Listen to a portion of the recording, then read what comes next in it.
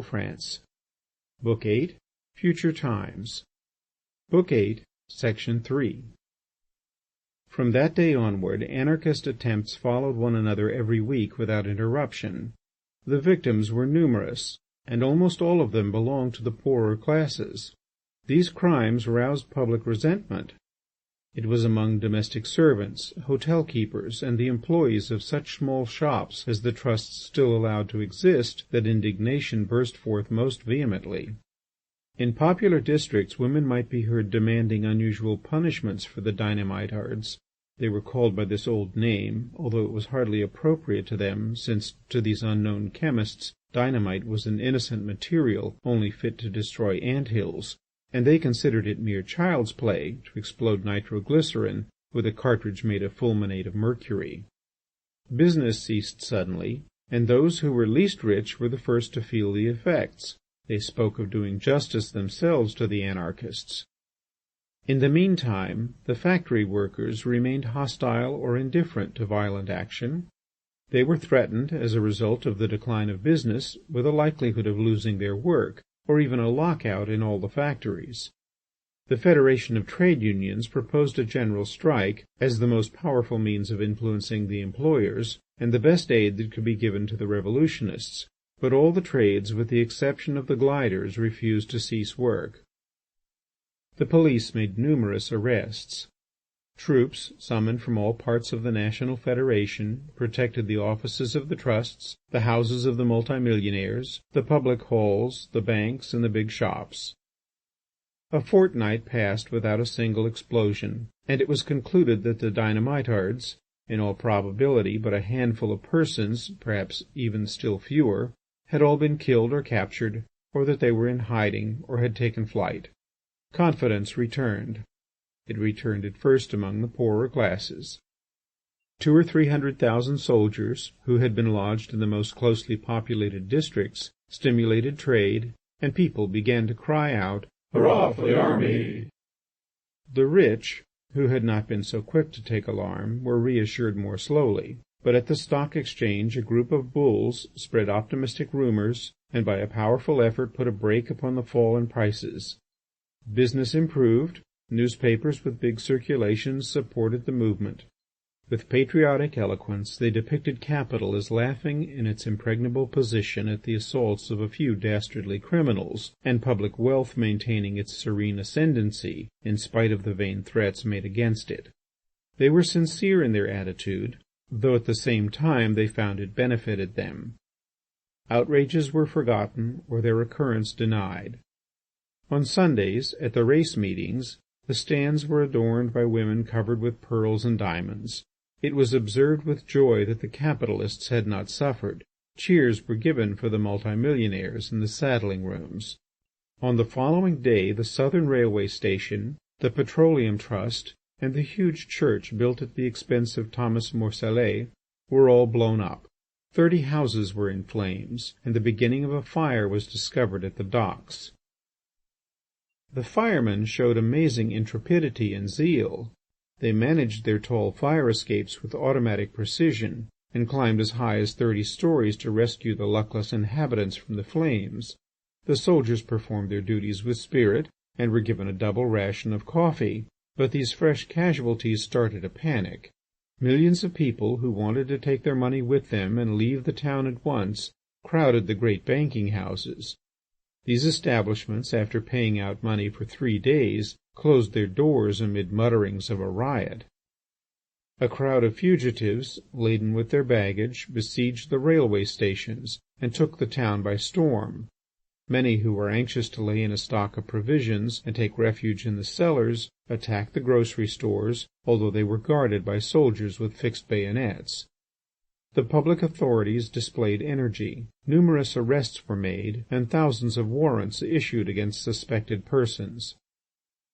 During the 3 weeks that followed, no outrage was committed. There was a rumour that bombs had been found in the Opera House, in the cellars of the Town Hall, and beside one of the pillars of the Stock Exchange, but it was soon known that these were boxes of sweets that had been put in those places by practical jokers or lunatics. One of the accused, when questioned by a magistrate, declared that he was the chief author of the explosions, and said that all his accomplices had lost their lives. These confessions were published by the newspapers and helped to reassure public opinion. It was only towards the close of the examination that the magistrates saw they had to deal with a pretender who was in no way connected with any of the crimes. The experts chosen by the courts discovered nothing that enabled them to determine the engine employed in the work of destruction. According to their conjectures, the new explosive emanated from a gas which radium evolves, and it was supposed that electric waves, produced by a special type of oscillator, were propagated through space and thus caused the explosion. But even the ablest chemist could say nothing precise or certain. At last, 2 policemen, who were passing in front of the Hotel Meyer, found on the pavement, close to a ventilator, an egg made of white metal and provided with a capsule at each end. They picked it up carefully, and on the orders of their chief carried it to the municipal laboratory. Scarcely had the experts assembled to examine it than the egg burst and blew up the amphitheatre and the dome. All the experts perished, and with them Collin, the general of the artillery, and the famous Professor Tigre. The capitalist society did not allow itself to be daunted by this fresh disaster. The great banks reopened their doors, declaring that they would meet demands partly in bullion and partly in paper money guaranteed by the state. The Stock Exchange and the Trade Exchange, in spite of the complete cessation of business, decided not to suspend their sittings. In the meantime, the magisterial investigation into the case of those who had been first accused had come to an end.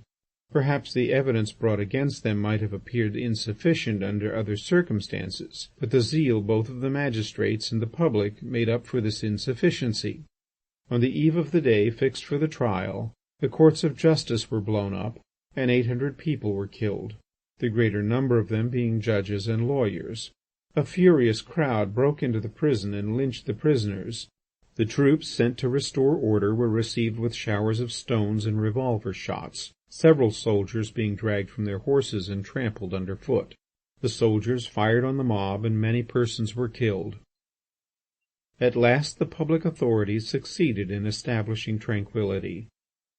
Next day the bank was blown up. From that time onwards unheard-of things took place. The factory workers who had refused to strike rushed in crowds into the town and set fire to the houses. Entire regiments, led by their officers, joined the workmen, went with them through the town singing revolutionary hymns, and took barrels of petroleum from the docks with which to feed the fires. Explosions were continual. One morning a monstrous tree of smoke, like the ghost of a huge palm tree 1/2 mile in height, rose above the giant telegraph hall, which suddenly fell into a complete ruin.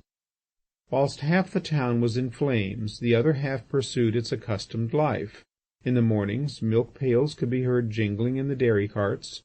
In a deserted avenue some old navvy might be seen seated against a wall, slowly eating hunks of bread with perhaps a little meat. Almost all the presidents of the trusts remained at their posts.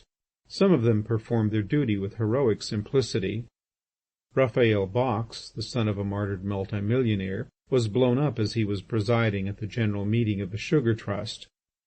He was given a magnificent funeral, and the procession on its way to the cemetery had to climb 6 times over piles of ruin or cross upon planks over the uprooted roads. The ordinary helpers of the rich, the clerks, employees, brokers, and agents, preserved an unshaken fidelity. The surviving clerks of the bank that had been blown up made their way along the ruined streets through the midst of smoking houses to hand in their bills of exchange, and several were swallowed up in the flames while endeavouring to present their receipts. Nevertheless, any illusion concerning the state of affairs was impossible. The enemy was master of the town. Instead of silence, the noise of explosions was now continuous, and produced an insurmountable feeling of horror. The lighting apparatus having been destroyed, the city was plunged in darkness all through the night, and appalling crimes were committed. The populous districts alone, having suffered the least, still preserved measures of protection. They were paraded by patrols of volunteers who shot the robbers, and at every street corner one stumbled over a body lying in a pool of blood, the hands bound behind the back, a handkerchief over the face, and a placard pinned upon the breast. It became impossible to clear away the ruins or to bury the dead. Soon the stench from the corpses became intolerable. Epidemics raged and caused innumerable deaths, while they also rendered the survivors feeble and listless. Famine carried off almost all who were left. 101 days after the first outrage, whilst 6 army corps with field artillery and siege artillery were marching at night into the poorest quarter of the city, Caroline and Claire, holding each other's hands, were watching from the roof of a lofty house, the only one still left standing, but now surrounded by smoke and flame. Joyous songs ascended from the street, where the crowd was dancing in delirium. "Tomorrow it will be ended," said the man, "and it will be better." The young woman, her hair loosened and her face shining with the reflection of the flames, gazed with a pious joy at the circle of fire that was growing closer around them. "It will be better," said she also, and throwing herself into the destroyer's arms, she pressed a passionate kiss upon his lips. End of Book 8, Section 3.